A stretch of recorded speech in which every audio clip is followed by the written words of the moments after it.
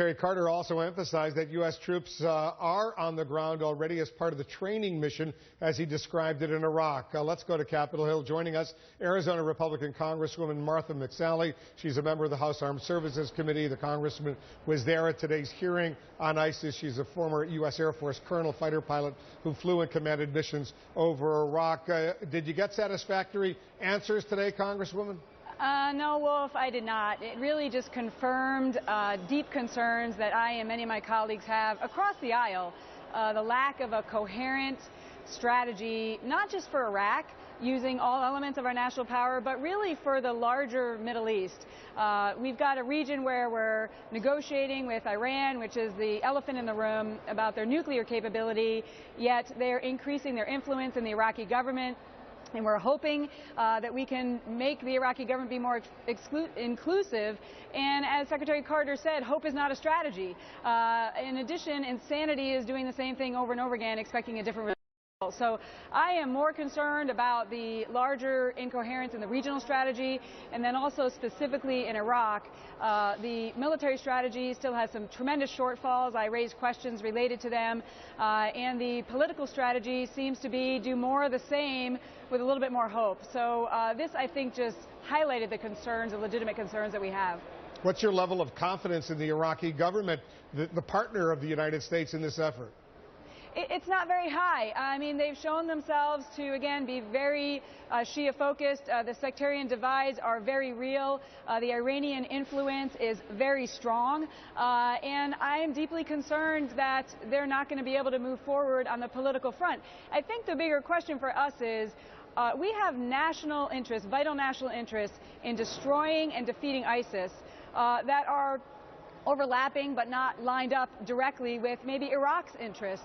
We can't maybe perfectly fix the situation in Iraq politically, but we have our own national interests as a leader of the free world, as the country and that leads the West, that they want to attack and destroy, that we destroy and defeat ISIS. And we are not using all of our elements of national power and military power and to destroy and defeat them. And ISIS has the momentum right now, which adds to the psychology for the foreign fighter recruitment, that they're taking on America and they're winning. So I think we need to take a step back. We need to look at using our military in a very more robust way, using air power for the way it was designed to be used to achieve our military objectives, not just in support of a counterinsurgency operation, and hoping that the locals step up, because we have vital national interests at stake.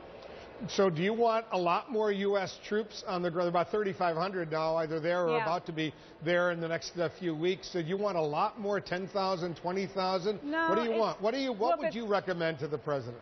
Yeah, what I would recommend is that we do a comprehensive military strategy to defeat and destroy ISIS using our military capabilities, specifically our air power, in a way that we could actually hit their leadership, hit their command and control, take out their logistics capability, and not be stuck with, if we have one civilian casualty, then we're not going to actually drop a bomb, while we allow ISIS to continue to murder civilians because we're not actually achieving our military objectives. So I think we need to use our air power in a much more robust way.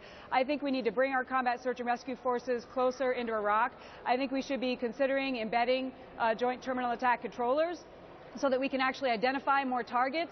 There's usually two things related to targeting. One is positive identification, what I was calling PID in the hearing, and the other is the collateral damage estimation, what I was calling CDE.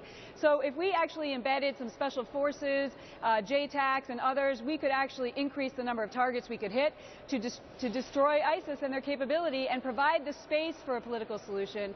If we also changed our no civilian casualties mindset, we could be having our aircraft hit the targets that are going to put them back on their heels instead of the other way around, while we continue to work a political solution. So this isn't about a boots on the ground argument. It's about using our military power, getting out of the counterinsurgency mindset that we've been stuck in for the last 14 years in a way that is robust to meet our military objectives, because we have vital national interests at stake.